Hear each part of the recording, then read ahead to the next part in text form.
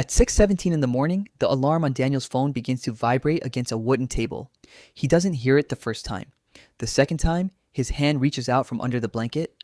The third time, he finally opens his eyes. For a few seconds, he just stares at the ceiling.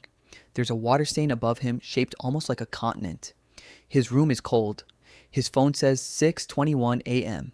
His bank account says $427.18. Rent is due in 9 days. The car needs new tires. And somewhere in the kitchen, his coffee machine makes a clicking sound because he forgot to refill it yesterday. Daniel sits up. He checks his phone. 3 notifications, one from his bank, one from his credit card, and one from his manager. Can you stay late tonight? Daniel looks at the message for a long time. Then he types, sure. He puts the phone down and gets ready for work. This is not a story about a lazy man. Daniel works. He wakes up before sunrise. He spends almost an hour commuting.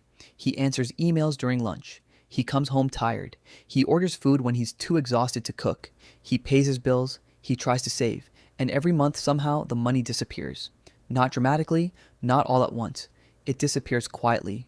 $18 here, $42 there, a subscription he forgot about, a car payment, a delivery fee, a new pair of shoes because the old ones are uncomfortable, a weekend dinner because everyone else is going. Nothing feels reckless. Nothing feels like a disaster.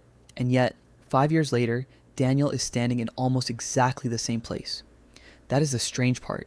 Poverty doesn't always look like having nothing. Sometimes it looks like having just enough to survive another month. And that difference changes everything. Because when you're barely surviving, your brain stops thinking about the future. It starts negotiating with today. And today is very persuasive. At 12:43 p.m., Daniel sits in the break room with a plastic container of rice and chicken. Across from him, a coworker is scrolling through a new car. Look at this. The coworker says, man, I'm getting it next month. Daniel smiles. Nice. The coworker turns the phone around. The car costs $38,000. Daniel looks at the screen. For a moment, he imagines himself driving it. Clean interior, cold air conditioning, music playing, people noticing. Then the fantasy disappears. He looks back at his food. Maybe someday, he says. That sentence sounds harmless.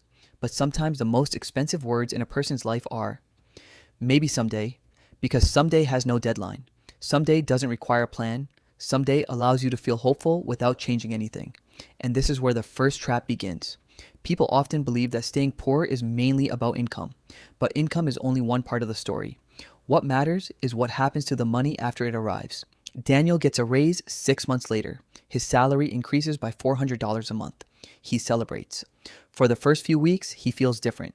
He buys better groceries. He upgrades his phone. He starts eating at nicer restaurants. He tells himself he deserves it. And he does. After all, he's been working hard. But something strange happens. The extra $400 disappears. Then the next raise disappears too. Then the next one. The problem isn't that Daniel suddenly became irresponsible. The problem is that his lifestyle quietly learned how much he earns. And once your expenses rise to meet your income, a raise stops feeling like freedom. It just becomes a more expensive version of the same cage. There is a coffee shop near Daniel's office. Every morning, around 8:10, hundreds of people walk through the doors. Some arrive in suits, some in uniforms, some carrying laptops, some looking half asleep. Daniel starts buying coffee there every morning. $5.40, $5.40. It doesn't feel important. Neither does lunch. Neither does the streaming service. Neither does the monthly phone upgrade. Neither does the weekend trip. The human brain is terrible at feeling the future cost of small pleasures. It feels the pleasure now. The cost comes later. And later is somebody else's problem. Usually future Daniel's. That's one of the cruelest things about financial struggle. The person making the decision today and the person paying for it tomorrow are technically the same person. But emotionally, they feel like strangers. Tonight's Daniel wants comfort. Next month's Daniel wants security. Tonight's Daniel usually wins because comfort is immediate. Security is invisible.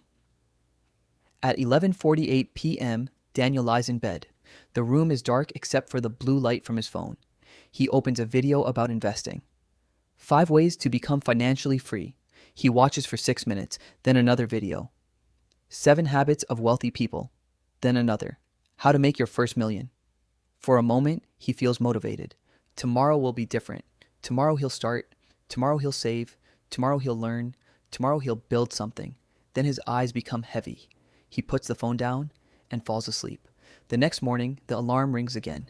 6:17 a.m. Same room, same ceiling, same life. Daniel isn't missing information. He is missing a system. And that distinction matters because information can make you feel like you're moving when you're actually standing still. You can watch 500 videos about money and still be broke. You can know what compound interest is and never invest. You can understand budgeting and never track a single expense. You can know exactly what successful people do and still repeat the same habits every Monday morning. Knowledge feels productive, but action creates consequences, and consequences are where lives actually change. There is another trap, one that is harder to see. It's called survival. When someone has very little financial room, every mistake becomes expensive. A broken phone isn't just an inconvenience, it's a bill. A medical problem isn't just a health issue, it's a financial event. A car repair isn't just maintenance, it can determine whether someone gets to work. A missed paycheck isn't just a bad week, it can start a chain reaction. And suddenly, the person who has the least money is often forced to pay the highest price for ordinary problems.